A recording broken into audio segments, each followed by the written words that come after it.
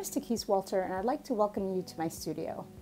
Today I'm going to be working on underpainting techniques in pastels. So hang on, here we go. So let's get started. You can see on my board I am working with a piece of 9x12 UART pastel sanded paper, and it's divided into 4 almost equal sizes. Each one of these rectangles will be a different underpainting technique. The top left will be an analogous dry underpainting using NuPastel.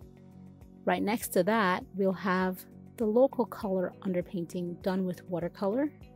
Bottom left will be a complementary underpainting with an alcohol wash. Bottom right will be a Gamsol wash using different values of violet. So to get started, I'm using a pastel pencil to sketch in the big shapes of my composition. This scene is of a summer landscape, a summer field in the Adirondacks with the mountain in the background. Now I wanted to choose something that was relatively simple, since this exercise is about seeing how the different underpaintings affect the mood and color of the final piece, and not so much about composition or anything else. So I picked this scene because it was pretty simple and straightforward. So I'm starting to just sketch in the major shapes here. Now I'm choosing several pastels that are in the violet hue. I have a light violet for the sky,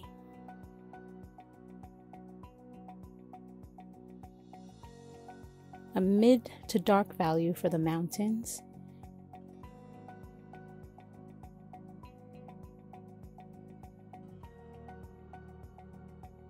and a mid value for the grass and the flat ground. Once I get the pastel on the paper, I'm applying it in a very light manner.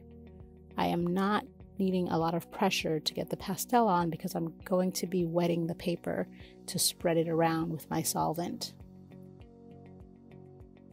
I prefer to start from the lightest color and then move towards the darkest color so that my solvent can remain clean.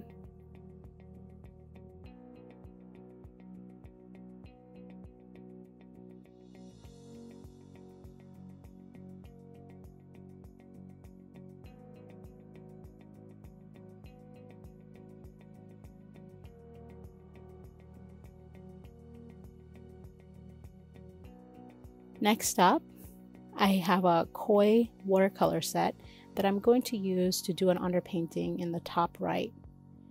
I will be using local color, so I'm using a blue for the sky and a green, a nice warm green, for the grasses.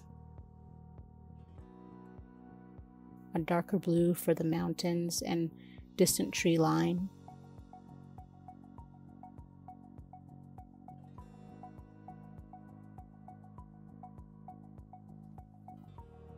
For the alcohol wash, I'm going to be using complementary colors for my underpainting. So for the sky, since the local color of the sky is blue, I'm going to use an orange, a very light orange underpainting. So I'm keeping in mind the values as well as the complements. So light orange goes into the sky.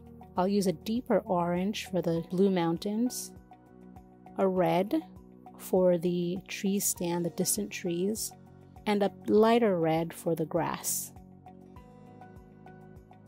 Then I'll dip a brush, I'm just using a bristle brush here, dip it into my rubbing alcohol, and then start again at the lightest value, moving towards the darkest colors.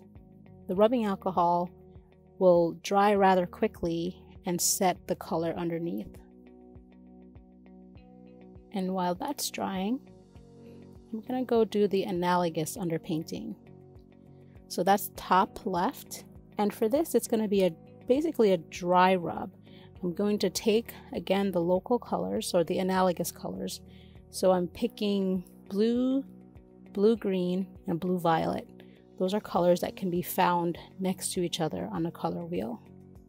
So the sky will be blue, and the mountains and distant trees will be a blue-violet. The ground is a blue-green, once I have those colors set, I'm going to take a piece of a foam to push that color into the paper.